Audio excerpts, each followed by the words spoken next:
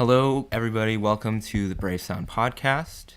We have a really special guest, as always, but today especially because, this person we're about to talk to, he was my teacher growing up for over 2 years. So it's really special for me to have a conversation with him and to reconnect after a little while. This is a show where we uncover the stories, processes, and worldviews of New York City's most creative and artful composers and artists. And today we have with us the self-proclaimed everybody's favorite jazz ginger, right? Adam Larson. I was thinking about what to say here, and well, what came to mind most when I thought of Adam was all these great memories of in New York City going to 55 Bar with lots of friends and seeing Adam on a near monthly basis playing with people like Clarence Penn or Donnie McCaslin, Jaleel Shaw, Jimmy McBride, like all these amazing cats at 55 Jazz Gallery, and they were always a good time because Adam's music is so it's so energetic, rhythmic, and driving and grooving. So a lot of great memories personally. But for those of you who don't know Adam, he has 5 albums to his name and 8 ebooks, correct, or something along. Yeah, something along those lines. And including one that just got released last week, which is a etude book on rhythm changes. Like I said, he was my teacher for 2 years, as well as being a private lesson saxophone teacher for dozens and dozens of students over the past 5 years or so. He was very active in New York City for about 11 years before now he's a university professor at UMKC, University of Missouri at Kansas City. And please welcome to the show, Adam Larson. How you doing? Thanks very much, guys. Happy to be here and looking forward to diving in with you guys today. Cool. You have something you want to start off with, Mike? Sure. So you went, I guess we all went, or are currently going to Manhattan School of Music, and I was just curious what your experience was like there at a conservatory. You're from Illinois, right? And you just find yourself, you did your undergrad, so you were like about 17 or 18, find yourself in one of the biggest cities for jazz. What was your mindset coming from Normal, right? Yeah. Normal, Illinois, that's your town. Normal, Illinois to New York City, Manhattan School of Music. Yeah, I mean, to be honest, I suffered pretty hard from big fish, small pond syndrome when I got to New York City. Normal, Illinois is not exactly the hotbed for jazz, but I was playing quite a bit with my dad's group all throughout high school. And so I remember getting to New York City and feeling pretty put in my place, both inside the walls of the school at MSM, but definitely when you stepped outside of the walls of the school, if you thought you had some stuff together, it was like, oh no, there's like a gazillion people who have it more together than you. So the first 2 years were pretty difficult for me, to be quite honest. And I think that's probably the same for anybody at the college level. Just adjusting from high school to college is a hard thing to do. But like you said, coming from rural Illinois to New York City at 18 was a pretty brutal adjustment. But I enjoyed my time at MSM. The first 2 years were a little bit rough, just getting adjusted to everything. But second 2 years of my undergrad were great, and the first year and a half of my master's was really great as well. Nothing that there was wrong with my last semester of my master's or whatever. It was just kind of, I had been there for then 6 years in a row, so my brain was kind of fried at that point. But I started taking classical classes around my junior year of undergrad and continued doing that throughout my entire master's. So just having a different, you guys are talking about worldview, having a different worldview in terms of music was very helpful to me, even just a change in decorum too. You guys are both in the jazz program, and it's changed a lot since I've been there for sure, but seems to be like the level of expectation is just slightly higher on the other side of the school most of the time. Of course. So that was good for me. I'm a person who likes structure. But initially it was definitely rough. I've mentioned this in the past in other interviews, but around the sophomore year of college, I thought very seriously about leaving music altogether, just because I was so burnt out. halfway through. And I remember, Gary Dow was my teacher for 5 out of my 6 years there. And the first 2 years, I couldn't stand his classes. Like, I just couldn't get with it because I felt like it was the antithesis of how I learned music. And, truth be told, when I got into my master's, I was like, man, what's missing? It's like, oh, all the stuff Gary tried to tell me 4 years ago. So I think it was a matter of perspective. And I always tell people that wherever you go, for college, you're always going to have some type of element of things that you don't want to do, where they're going to make you uncomfortable. And whether you grow in that moment or that you come back to it, as long as you cover it, I think that's what you should aim to try to get out of school. But I went a lot of places with that. Short story, it sucked. But long story, it was, I'm glad I stayed in it for sure. I mean, there was one instance where, that kind of, it was very funny looking back on it. But in the moment, I thought, hey, this is my ticket. Like, I'm done with school. I went and auditioned for Celine Dion's band when I was like 19 in Las Vegas. And they were trying to find the band for her show that's now in its like, so I was 19. So I think they're like 11 years now running at Caesar's Palace. And I'm infinitely thankful for a lot of reasons that I didn't end up making that gig. But not least of which is because I think it refocused my attention towards, sticking out the rest of that degree. So anyway, that's a little bit of some information on that one, I guess. Yeah. Oh, that's pretty hilarious. Where was the? Wait, you cut out when you said like what age you were.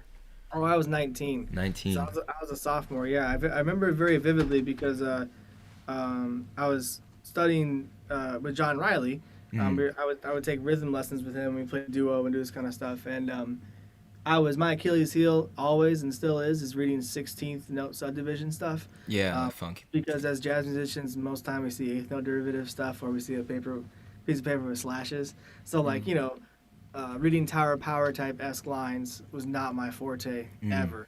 And so I remember like working through the Bob Minster Jazz Etude books with John, and he would give me things to listen to and try to transcribe them rhythmically on the fly. And just preparing for that audition was kind of surreal. And then I went out there and, like I said, I didn't get picked for the gig, which is actually, I think, one of the bigger blessings that I've had in my life. But yeah, I mean, at 19, when you're kind of burnt out with school, the potential of making some serious money and moving to Las Vegas was at least a little bit something you might entertain, So. Yeah.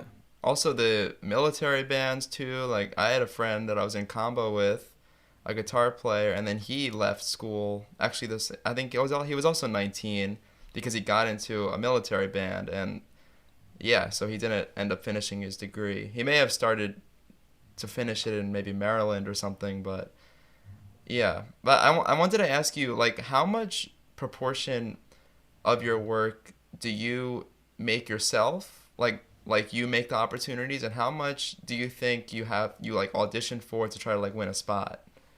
Man, for me, probably 95% or more is stuff that I can control. Yeah. Austin knows this about me from day one. Probably, I'm not wired to sit on my hands. I'm pretty impatient with everything, and that impatience has, I think, probably afforded me some of the successes that I've had in life. But it's also, I should say, made some of the things that I perceive as failures a lot more brutal than they maybe need to be. So historically, when I was in school, what was in my vocabulary was I want to play more as a sideman. When if I look at it retroactively, the most that I ever played as a sideman was from 18 to 22 when I was in school, and so the majority of what I've done over the past 8 or 9 years has been almost exclusively leader stuff, and that goes for my performance, part of what I do, for my teaching certainly. I think that over the long haul, if you would ask me 20 to 25, most of the things that I would reach out to try to get done for myself would be kind of a maybe or just a no.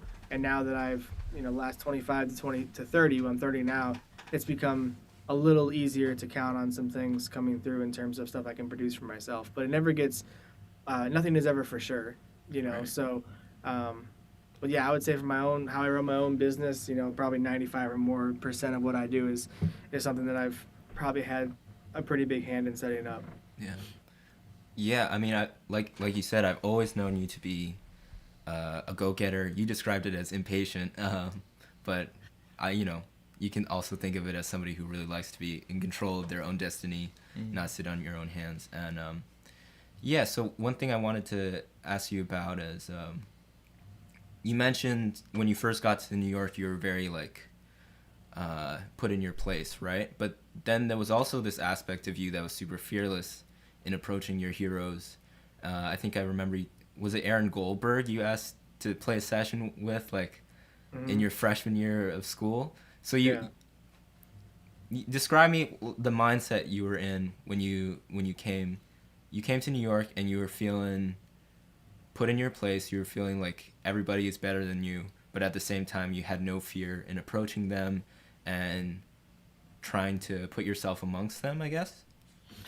Yeah, sure. Well, my approach is pretty simple. It's like I had been given a real opportunity to go study at, arguably one of the greater places to study jazz in the world. And the thing I wanted to do outside of being in Manhattan School was to try to connect with those people who inspired me to want to go to school, Mm. And so I think one of the things that you might even be able to relate to is like some of your peers are going to be the greatest musicians that nobody will ever hear about, and it's not because they're not great, it's because as musicians, sometimes we underestimate how important it is to be out and be personable and have people be aware of who you are, and that you're hungry in a way that is coming from respect and graciousness and humbleness. I mean, I've looking back, I don't think there were as many times that I necessarily put my foot in my mouth, but I've definitely seen it with younger musicians. When I was in New York, that they uh, went about those interactions in ways that were less intelligent than maybe you you might think about doing. And it's hard when you're in the presence of greatness. Like Aaron Goldberg, for instance. It's hard to know how to act like like a normal human being. But for me, my thing was like, man, I'm gonna try to replace the numbers that I have in my phone with people that I went to high school with people that I listened to while I was in high school. And that was Mm-hmm. kind of my prime directive. And whether it was Aaron Goldberg, or I remember one time my one of my freshman classmates, this great drum player named Zubin Hensler, who's now more of a producer. Um, he kept telling me about this drum player named Ambrose. I was like, I Right, don't know who right. that is. And finally, I got so like annoyed with him saying his name over and over again, bringing it up, that I said, "Give me his number. I'll call him up, play a session at the dorms." So Oh man. I cold called Ambrose and I explained who I was, and I said, having a session at the Manhattan School of Music dorms. Do you want to come play? And he came and played, and lo and behold, like 6 months later, he asked me to sit in on one of his gigs at the gallery, and that was what led to me having my first bigger gig in New York. Wow. So um, yeah, I mean, there was a part of me definitely that was pretty fearless in those interactions, but also it's not rocket science. Like if you're in the industry and you're in this genre, there should be a part of you that wants to get somehow acquainted with those musicians. So my thing was pretty much the same with everybody. My name is Adam Larson. I'm a new saxophone player in town. I know you're super busy, but if you have the time, I'd love to get a lesson or maybe even play a session someday. Is it possible that I get your number? And almost everybody, without fail, gave me their number, Right. or their email at the very least. I can't think of a certain any individual who ever said more than no. Nobody was like, "How dare you?" Blah blah blah. Right, right. Because I think most people, if they're tapped into the humanistic part of what we do as artists, they remember that in some way, shape, or form, they were us at some point. You know what I mean? So, um, that was cool, man. I mean, it's ironic. The older I get, the less inclined I am to. Maybe it just doesn't feel like I'm doing that anymore. It just feels like a part of what I do, Mm. But there are certain musicians too that in New York that I just never. I feel like I never got to have that relationship with, which kind of bums me out. But there are also musicians that I thought I'd never have a relationship with, where I could text them and say, "How do you change a diaper, Donnie McCaslin?" And he's like, "Oh, no problem." Like that trips me out. Wow. You know what I mean? So. Right, right. Um, Anyway, it's a little bit about that, I guess. Well, tell me about this dorm session with Ambrose. Like, what do you remember about? Because you said you didn't really know much about him when you No, cold called him. no, I had never heard him before. All I knew was that supposedly from Zubin that he was a great trumpet player. Supposedly, right? I mean, that was the thing. Ignorance was such bliss in that moment. And I remember trying to sweeten the pot. I was like, yeah, I have a session at the dorms with Pascal LaBeouf on piano and Linda O on bass. And Sean Mullins was playing drums. He was my freshman year roommate. And Sean Ritchie was playing guitar.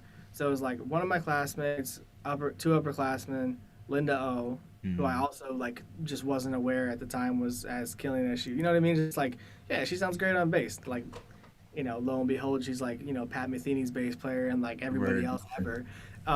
So yeah, we did it in the dorms. It was in the back. Like, if I picture the dorms, if you go, like you get off the elevators, go straight, go right, all the way down to the left. There was like a piano room where like you had to like go up a few stairs, and there was like a piano in the corner. It's carpeted. I don't know if it still exists or not, because I know you guys have those crazy dorms in the basement now. Yeah. But The second yeah, floor? the second floor, exactly. Yeah. And it was in that back room, all the way to the left. There's a crappy piano. Oh, yeah. Oh, With the window. like and- 2F or something like that. Yeah. Or no, Whatever like it was. 2N. The percussion Whatever it rooms was. are across. Yeah, yeah. It's I Wow. mean, Yeah. just Memories. hilarious. And yeah, I mean, that wasn't even the more hilarious one though, because I used to have people come to the dorm floors. Like the first time I met Phil Dezak and Taylor Ikesty was in like the 7th floor practice room to the left off the elevators. And they both came and played. I mean, I have so many bootlegs on my hard drives. Aaron Parks came to the 10th floor dorms once, and we played 2 tunes and then listened to music for 2.5 hours in my dorm room. And I was sharing a room with Benny Benak at the time, and Benny's one of my he'd been one of my friends till we die. But I don't think he had any clue who Aaron Parks was, and it was hilarious because he walked in to our dorm room while like the session group was Martin Evan, myself, and Jason Berger, and we're listening to all this music with Aaron Parks, and Aaron is like really in this moment, like listening to something intense, and Benny just walks in and is like, "What's up, guys?" And like, walks right back out. And then I was like, later that night, I was like, "Man, do you realize who that was?" He's like, "No." I was like, "It's Aaron Parks." He's like, "Oh wow, that's interesting," So Wow, Um, yeah, I totally know what you're talking about, man. Like, yeah, it's so we're so, tight. Yeah, so many people came to the dorms that I would never have. You just got to ask and see what happens. I mean, I met some of my like Michael Rodriguez came to the dorms, and then I ended up playing in Michael's band for a year and a half. That was one of the most rewarding experiences No doubt. of my entire musical life. Through that gig, I met Rodney Green, I met Kyoshi Kitagawa, and I remember going to the Katana one night. It was my band, and I was listening to Triology, the Kenny Garrett record. I was Yeah. like, man, who's on bass? And I looked down and I'm like, holy crap, this is Kyoshi Kitagawa. I'm like, how did I not put that? I've been playing in the band with him for like a year at the time. It's just like, those are those moments where it's just like, wow, you still have so much to learn always, So, yeah, that's the cool thing about New York is you can do all that if you want. It's there for you to do that, And I think most people that I've ever encountered, the ones who we're still talking about, do some level of that kind of, relationship building. I don't really like the word networking. It sounds like I should have like a pin that says, "Hello, my name is Adam," and I'm at like some kind of like, really sterile hotel when I say networking, because it's really relationship building. I mean, that's why I'm here right now. Like we've had a relationship since you were 16, 17. Yeah. I think it's something that the longer you stay in the music, the smaller the music world gets. So anyway, a lot of different thoughts on that one. But that's kind of my vibe is like, I've been given an opportunity to study, and I also have an opportunity to be at the biggest metro area in the world for this music. So I'm going to try to, even though it may not be financially comfortable or it may be long nights, it's all going to be worth it. And to that end, I mean, since 2010, I really haven't paid for many shows when I go out in New York City. Oh, Wow. wow. That's not because like, for some like accidents, because most of the time, you go to most places and there's like a relationship between you and who may book the club or whatever, or maybe you have relationships with the musicians and they're able to, get you in or whatever. But every dollar I spend on myself the first 2 years of college, I totally saw it as an investment in myself and my long-term, longevity in this genre. So I would just say if, I hear that complaint all the times, and you see it a lot too at smaller schools, which is even more of a problem to me. It's like, you got to get outside the classroom. That's the most important part about this, is this relationship building outside of your immediate group of peers. So I want to ask you, I feel like I hear a lot, and I just want to like confirm with you like your thoughts. The idea of a jazz musician makes most of their money touring. Like put aside like the education aspect of it, but just like touring, playing gigs outside of New York versus playing gigs inside of New York. And I think you mentioned this also in your book about how like when you're a leader outside of New York, you usually make more money than the rest of the band, and then when you're inside of New York, usually like the opportunity like outweighs the cost that you make per the gig. So like, would you be able to just like elaborate on that and like? Yeah, oh, definitely. Yeah, I mean, I would say overwhelmingly, it's funny when I applied for a loan to get buy a house out here in the Kansas City area. Their chief concern was like, well, how are you gonna make up the money you make in New York? You must make a bunch of money inside of the state of New York. And I was like, man, I make less than 12% of my entire income pie by doing stuff in New York. Yep. And it has to be said that like half of that is like irrespective of location because it's from a laptop. So like that doesn't matter, like but speaking outside of education, sure, the most money I make when I play is when I'm on the road, like 100%. The things that you play in New York, lots of times the fees are going to be set. This is what you get, you know what I mean? If you play smalls, you play 55 bar, some of those types of clubs. If you play the bigger clubs, in terms of what they're able to offer on the finances, Jazz Standard, Village Vanguard, Dizzy's, this kind of stuff, you're probably going to make more money, but you're also going to have exclusivity clauses that make it almost next to impossible for you to like play as leader somewhere else within like, sometimes it's like up to 2 months or something ridiculous on each side of the performance. I've seen worse. I've seen like 6 months. Yeah, it's in crazy. New York. Yeah. Yeah, it's nuts. So Wow. I would say like for sure. Yeah. Well, and if it's the Vanguard, I'll take it, man. Shoot, I won't play for 2 years. Let me play the Vanguard. Word. But, Me too. but at the same time, yes, I make unequivocally more money on the performing side when I'm out on the road than I ever did when I was in New York. But the thing that you don't get on the road is to be able to pick up the phone and call literally whoever you want, to be in your band. So that's the trade-off. Yeah, I mean, lots of times I would take. It got to be a point where, like, also economically, when I was younger, $75 for a gig actually went pretty far from my bottom line. $75 now doesn't do anything to get me motivated, So the thing that motivates me is like, oh, my sparring partner can be Will Vincent for the evening. That's pretty dope. You know what I mean? Word. Yeah, that's you're spot on. But I would say like just to clarify, the majority of the money that I make is definitely wrapped up in things that are a mixture of education based, so private teaching, masterclass based, and then also passive income, so through selling books and that kind of stuff. Why do you think though New York is so different from the rest? Like, is there any other city you've experienced that's like a similar platform as New York is, or is New York like completely unique on that basis? I think in terms of number of musicians and number of places, it's pretty much New York stands alone. I mean, there are other places that have, by comparison, like I guess similar amount of venues, but definitely not the number of musicians. Like I looked at going to Chicago and Kansas City, and the Rolodex of people on each instrument is about even, to be quite honest. Wow. For the kind of stuff that I want to play. And the cost of living is much less expensive here than it is in Chicago.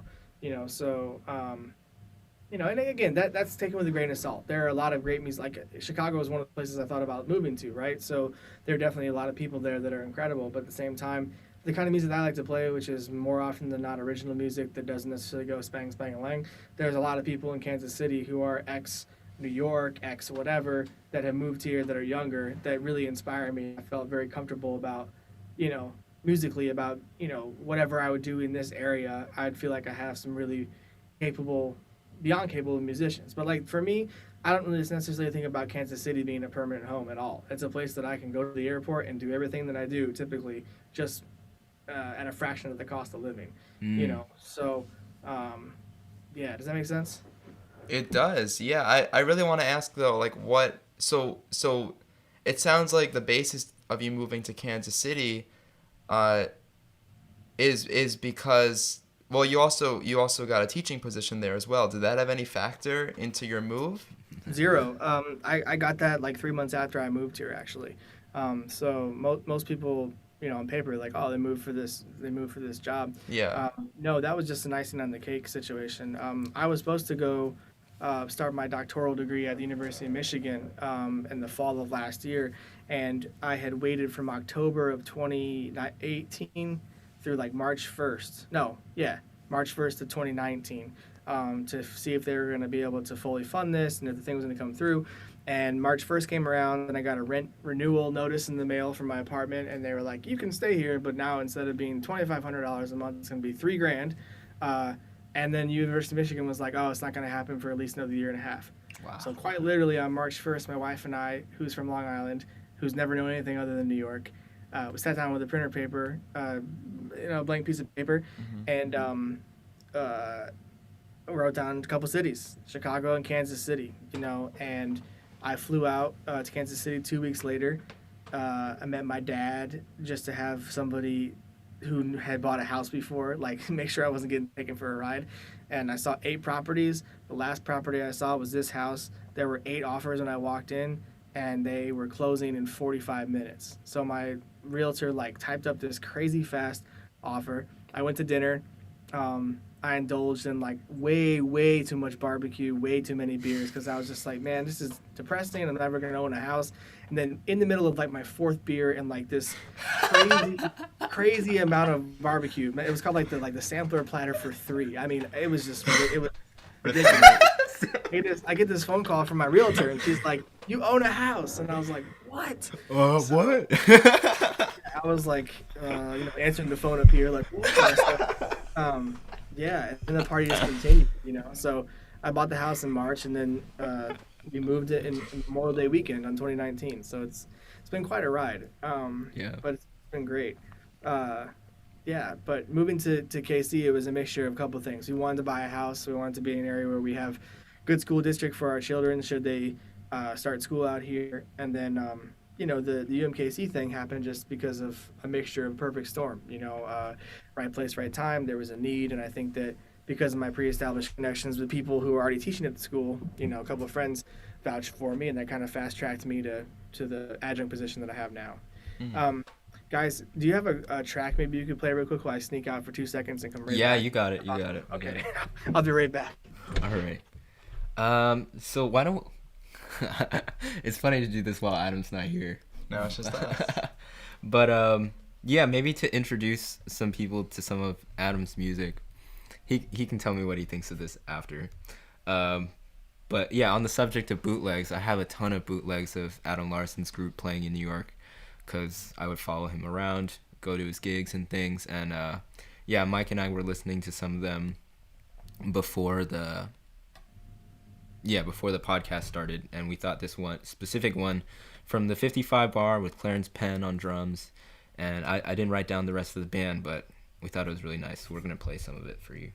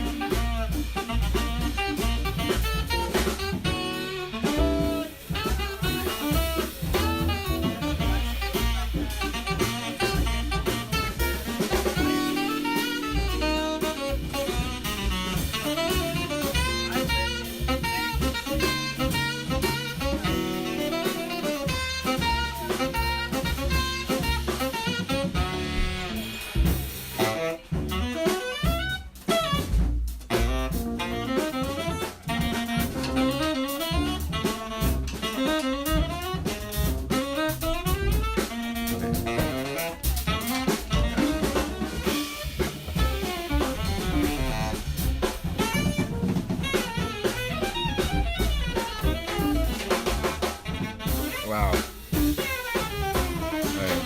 let's play this one. Yeah, we don't have a ton of time, so I would love to hear more of that. Do you recognize that, Adam? Some bootleg at 55 bar, I'm sure, right? That was from the Clarence Penn gig. Man, I wonder if I was playing a metal mouthpiece on that for I that track. think you were. Yeah. Kind of remember that night you were telling you had like a new piece you were trying. Yeah, I was Uh, trying to go. I'm still trying that out. So yeah, I could notice there's a little bit of a. It's so weird. It sounds darker to me, which is like really upsetting because I want to play a metal mouthpiece to sound brighter. So Mhm. I guess I have to go back to the drawing board. Anyway, dear diary, today I couldn't figure out what reed mouthpiece combination. So, do you remember who was in that band on the Clarence Penn probably night? yeah, probably Henry Hay on Rhodes and Matt Closey on bass. Oh. Yeah, that sounds right. That Yeah. sounds right. Yeah, because Henry was the guy who encouraged me to call Clarence, because I would have never called him for a lot of reasons. Like one, petrified; two, petrified; three, petrified. Just like, Yeah. like where he puts the beat. I mean, the only person who was like probably more difficult in a good way to play with that I've ever got a chance to play with is Dan Weiss. Oh, You know, really? Shoot. yeah. I mean, man, playing 4/4 with Dan Weiss was like the hardest thing ever. Yeah. You Yeah. know? Wow. But Yeah, yeah, I actually at that gig I got Clarence's number and I took a lesson with Clarence. Um, yeah, maybe like a month or two later at his I place. remember that. Yeah, and wow, man, I was just so schooled, man. Just so much stuff I could not do. So many things I could not do. He gave me all these exercises, and he was like, "Yeah, man, stay in touch." Um, like, but I kind of didn't because like every time I thought like maybe I should get in touch with Clarence again or like it was like man I still can't do any of the stuff he got me last time. Yeah. Like do I really want to like show him like how little I've progressed? So yeah, it was the same situation, Petrov, but he is just you know uh quite an example of excellence.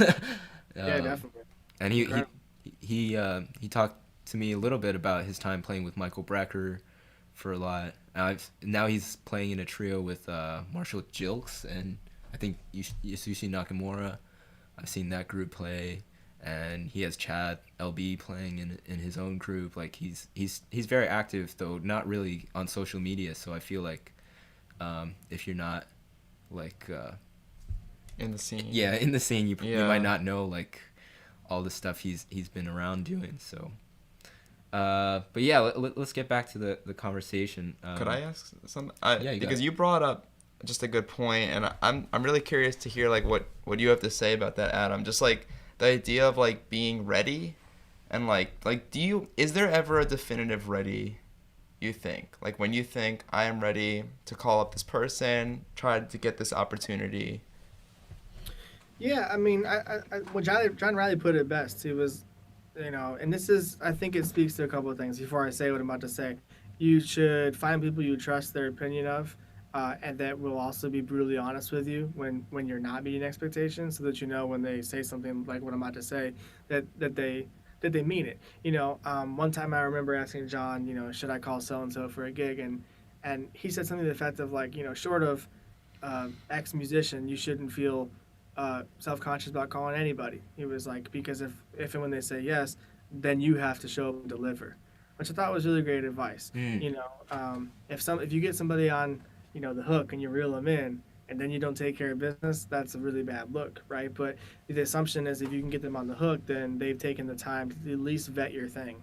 You know what I mean? I mean, there have been so many musicians that I've had in my band, starting with Clarence Penn or Henry Hay or Matt Closey, that like on paper, there's no reason on God's green earth why they have to come play a 55 bar gig for $75.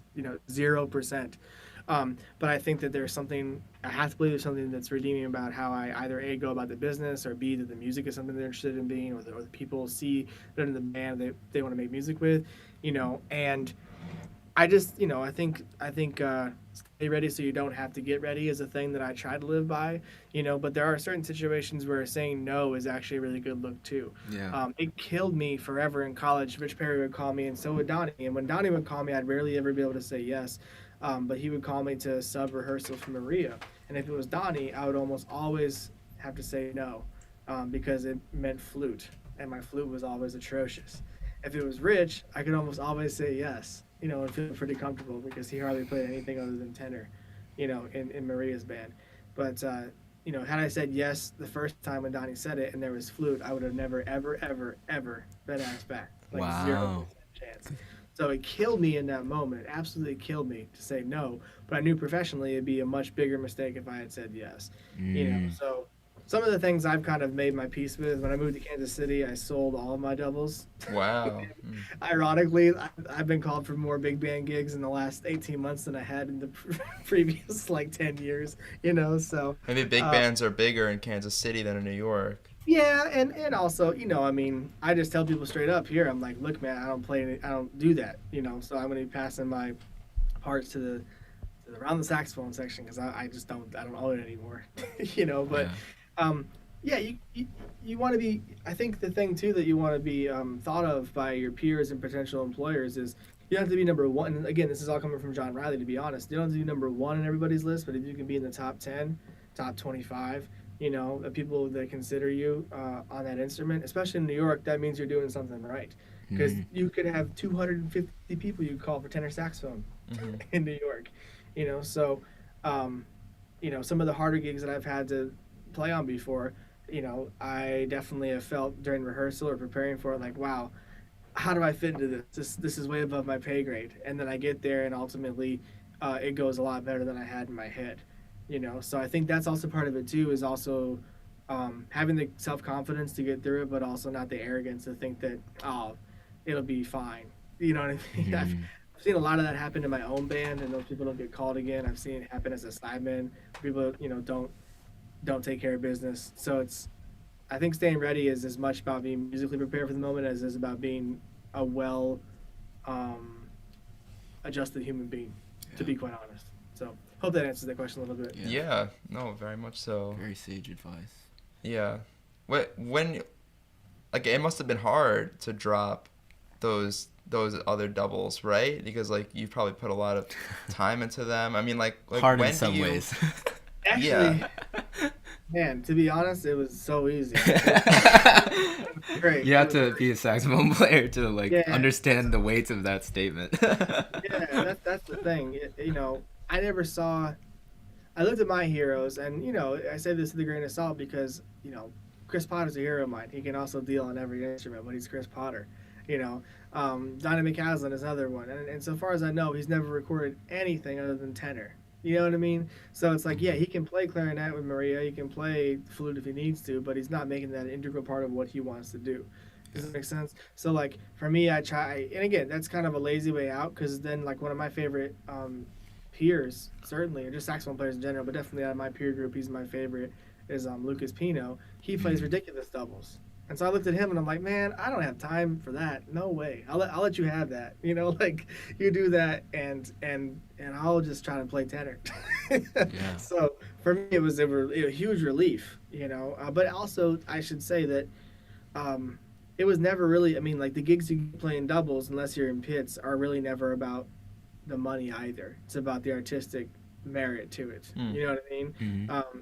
Unless you, like I said, if you play a pit, but then you're in like a competition with people who only do that and don't really improvise most of the time. Yeah. So yeah, for me, just to answer that question, yeah, it was not hard at all. I couldn't be happier to get them out of my house. But it's also a thing where someone like you, like you were saying, a large percent of your work is your own creation. Sure. So if you had a sideman career, like some people out there, that might not be the same thing. But yeah, so you said I'm not willing to do this, and then you compensated in another ways, like this is what I do, and I'm going to do that really well and work at that harder than anybody else. Am I correct in saying that, or? Yeah, that's my general outlook. Yeah, I mean, I just looked at it on paper too, brass tacks. I mean, the amount of money that I made with gigs that required me to be stressed out, a week before, during, a week after, Yeah, it was like 0% compared to the gigs that I could just stress about saxophone. And just so you guys know, I can go till like 5 till, so we got some time. Okay, yeah, I was wondering how much time we got. Yeah. Okay. Yep. Okay, so if that's the case, one thing I haven't ever spoken to you about, but I've always really wanted to know, is I saw you did a tour with through like the U.S. State Department to Africa with that was Jimmy McBride and Raviv, was it, or? It was actually Jason Berger and Martin Nevin, and then Stephen Feifke on piano. Oh, Steven. Oh, wow. So you toured through Africa as like a 20-year-old. Yeah, we were 2015, so we were all. I was 25. I think Stephen was 24. Okay. Yeah, all in our mid 20s. Yeah, that was a crazy experience. There's a program called American Music Abroad, which it used to be called Rhythm Road, and it was through Lincoln Center, but it's now through a program called American Voices, and they pick typically one, maybe two groups per genre a year, and then they pick a tour site, and the tour site that we got that particular year was West and Central Africa.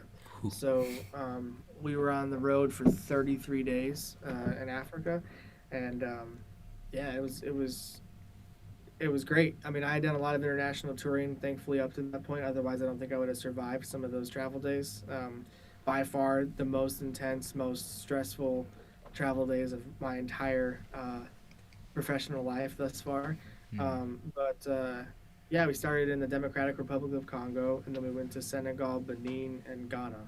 So, Mm. um, yeah, I mean, I could talk about that for like 2 straight hours. But what do you want to know? Well, did you meet any musicians, or did you befriend locals, or was it like a really like on the road type of deal, Oh or? no, yeah, it was awesome. I mean, the whole shtick was like, we would work with local musicians and then put on a concert. Oh, wow. At least one concert with local musicians as collaboration, separately, whatever. Um, so it was really ironic. I had been trying to get Lionel Loueke to play a session with me in New York for a long Mm. time, and we were in Cotonou, Benin, which is where he's from, Yeah. and we were playing a club called Sanctuary. And I emailed him like the week before, and I said, "Hey, we're gonna be in your hometown. I doubt you remember me. You subbed for Gretchen's combo, which I was in at MSM, the same year." And I said, "Is there anywhere to go?" And he said, "Go to Sanctuary on Saturday night." And I was like, "That's where I'm playing." He's like, "Oh, well, I'll be there." So like, lo and behold, Lionel Loueke shows up in Africa to my gig and ends up Woo! playing like half the set, which was hilarious. And Woo! these Florida wall posters of Lionel Loueke at his own club, and it was just like we had to go. We travel halfway around the world for this to happen. I mean, it was awesome. But yeah, I mean, um, we definitely met a lot of local musicians, and it was very cool to make music, with them. I mean, especially when we were in Senegal. I mean, the West African hand percussionists. I could have stayed there for years and still not understood a tenth of what they were doing. It was just incredible. Yeah. So, Mm.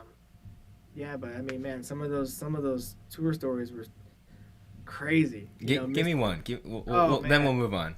Sure. So like, so we flew in from JFK through. We got routed through Angola, and then we went to Democratic Republic of Congo, and that was fine. We got to the airport. It looked very different than anything I've ever seen before. In terms of just topography, and it's very interesting to have the shoe on the other foot, where it's like, I'm the only redhead white person Yep. anywhere. Minority. Exactly. I was like, God damn, this is crazy. And so when we did 5 days there, and that was really incredible. But when we left, got to the airport at like 4 in the morning, and we were supposed to go to Senegal. And there's a cat that met us outside the airport with like an AK-47. He was like, "There's Wow. a $50 entrance fee per foreigner tenter," and we're like, "No, there's not." And he's like, "Well, I guess you don't want to fly today." It's like, okay, I guess there is. So we paid like $250 for the quartet plus our liaison to get into the airport. So that was like weird thing number one. Then we were traveling with this like foldable Chadwick base that you can put in one of these like coffin-sized containers that you can Mm. check. And clearly we had got it there from the States, but we got there and they're like, "You can't check this." And we're like, "Okay, how much is it to check it? Because we know we can check it." And they're like, $500. And we're like, "No, it's not right."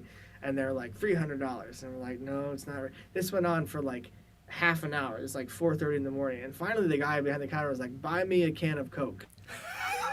So we bought this dude a can of Coke, and he let us take the base. Like that was the thing that was the Oh man. yeah, the like the whole crux of it was like right on this can of Coke.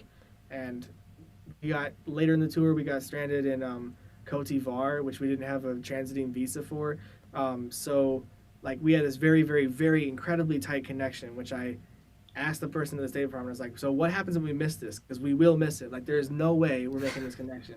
And the only advice was like, don't miss the flight. And like, oh, so like, sure as shit, we missed this flight, and we're stuck in Cote d'Ivoire. We have no transiting visa, which means like legally we're not allowed to leave the airport. And it's like one of those airports that, I mean, it's not an airport.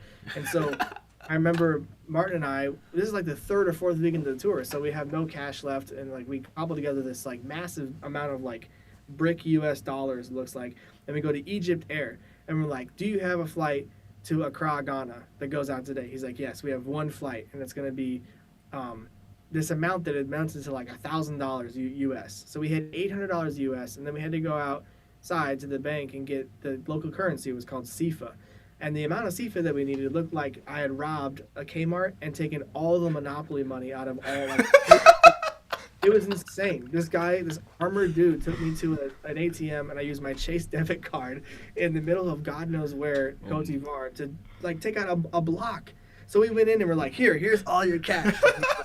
All right, here's your 4 tickets. It was outrageous. You know, it was just like, wow, this is some other stuff. That's some other stuff. It was great. No, thank you so much for sharing that. Yeah. Yeah, sure.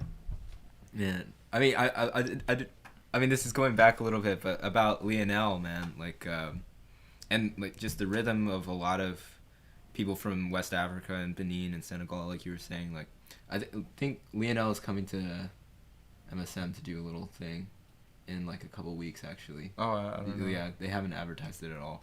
Classic. Yeah, he has a new solo record called HH. Have you heard of that? Yeah, it's all Herbie tunes, but Lionel's just playing them alone. Nice. He might have some pedals or something, like, you know, Sure.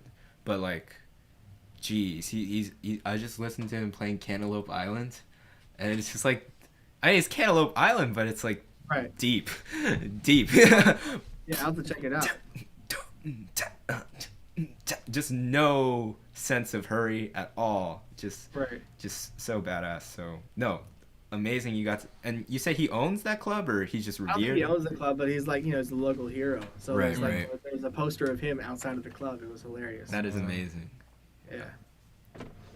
All right. Well, Do we have more time? Or is yeah, it- he says he's got like a few minutes. Keep going. I'll tell you when I got a jet. Okay, I wanted to ask, so you have like a lot of experience doing clinics and stuff with kids. I wanted to ask you, like, what do you think is like when you start doing clinics and like you have to like talk for a certain amount of time after just like listening to a band play, like what are some things that you notice that a lot of young musicians like make mistakes in, maybe, or just like some things that like develop around that age with like bands?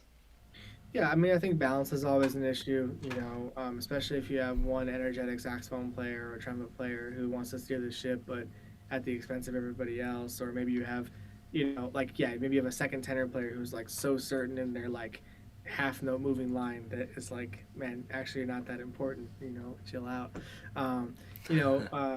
Always talking about rhythm section comping is difficult. Especially depending on the level of what student you're working with. I mean, but stepping back a second, as a saxophone player, it's hard sometimes to remember that you have to focus your energy on people that aren't saxophone players.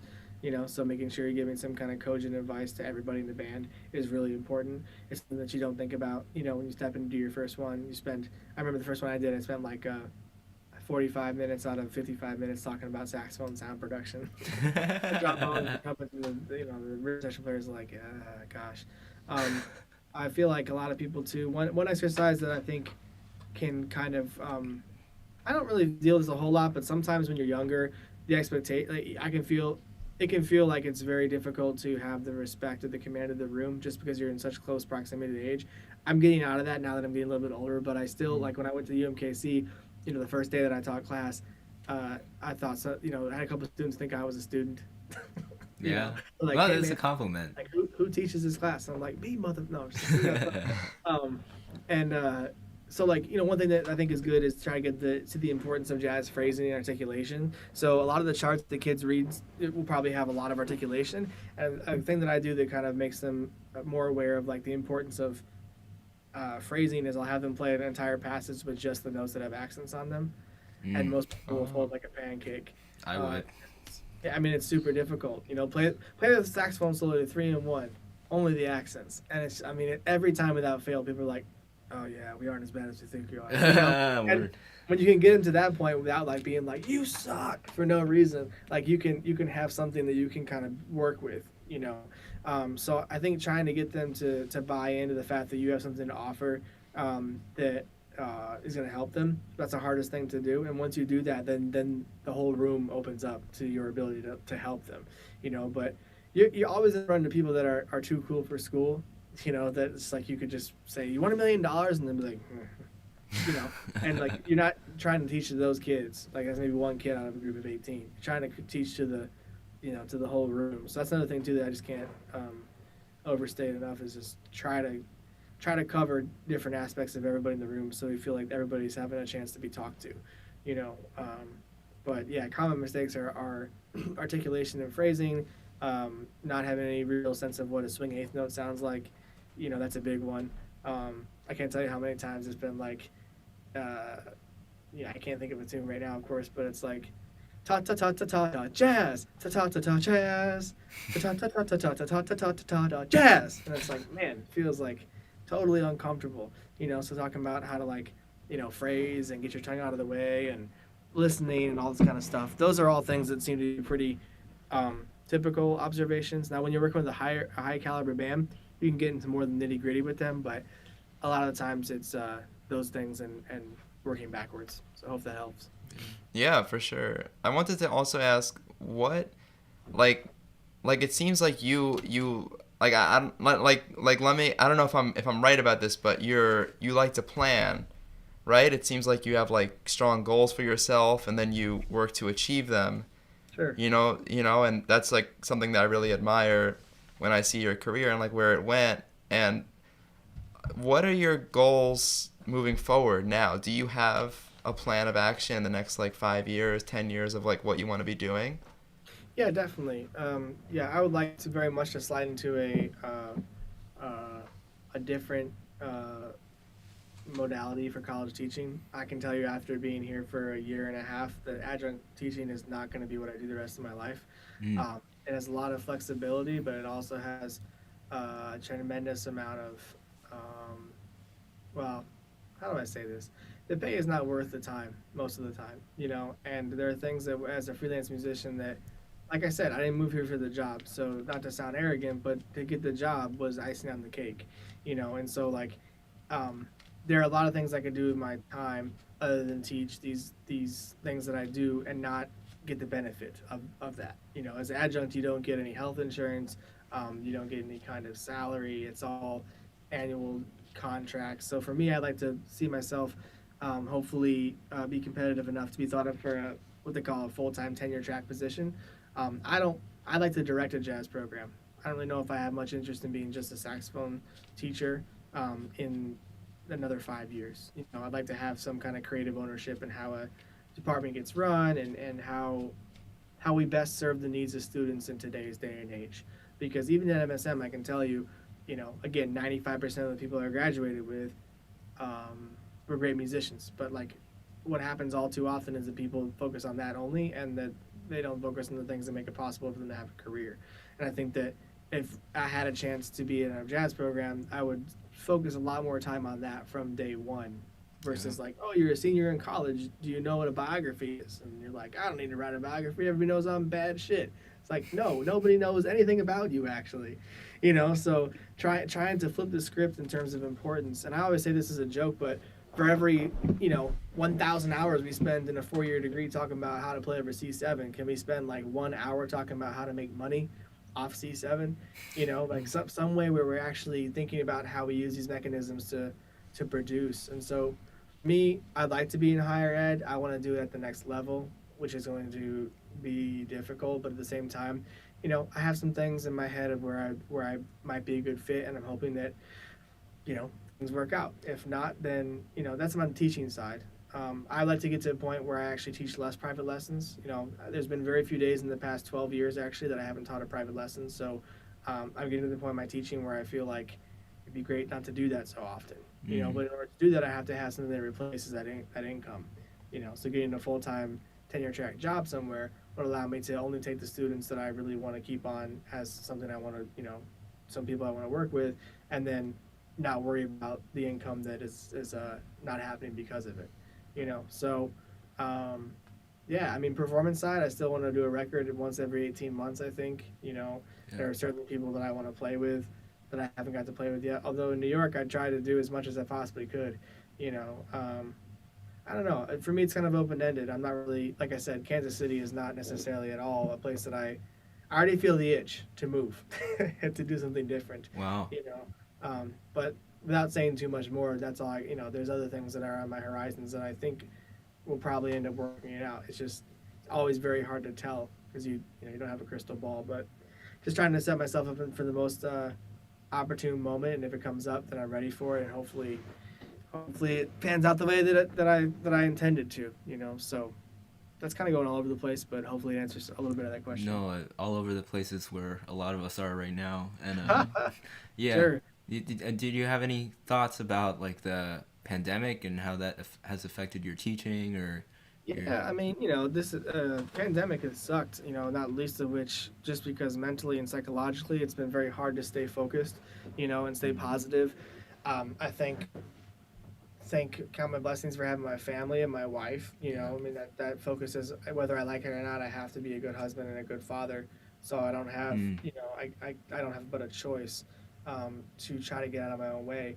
You know, for me, the lesson thing and teaching online is no big deal. As you know, I've done that forever. So for me, it was just like, okay, I guess I'm doing everything online now. The thing that I miss a lot, obviously, is playing with human beings. I mean, I've played with other people, I think, 4 times since March 11th, you know. So that is a tremendous, I mean, I have to tell you guys, you know how it is, but it's a tremendous loss. So, but financially, you know, like, I was tripping for a second because I was like, how am I going to, you know, and then I just took a step back and I thought about what we all need to do always, whether it's a pandemic or not, is like learn how to pivot, you know, be creative. I mean, we're in creative music to be creative. So there's plenty of ways to make money in 2020 that aren't active, you know, things you can put a whole bunch of work in, have the fan base and the support system that will reliably purchase some stuff and then put it out there. You know, my life has been forever changed for the positive in ways that I could literally quantify in terms of dollars and cents, and also just tell you how less stressed out I am since 2018, you know, having made so much money by comparison in passive income, you know. So pandemic has given me, in a weird way, more time to make more of those things out of necessity and out of, you know, keeping me on some kind of regimented thing to keep me from losing my mind. So, yeah. I should probably wrap here just so I can get to my lesson. But I wish, you know, if you guys want to do it like part 2, I'm totally down. We can make that happen. Cool. Definitely. Thank you so much for having me today. I really appreciate it. No, thank you, Adam. Yeah, thank you. The time is super appreciated, and it's just good to see you again. So. Yeah, great to see you too. Take care, you guys. Let me know. I'm happy to do this again. So I enjoyed talking to you guys. Yeah, best to your wife, your family, and we'll talk soon. Thanks, guys. Yeah. Take care. See ya. All right, see you.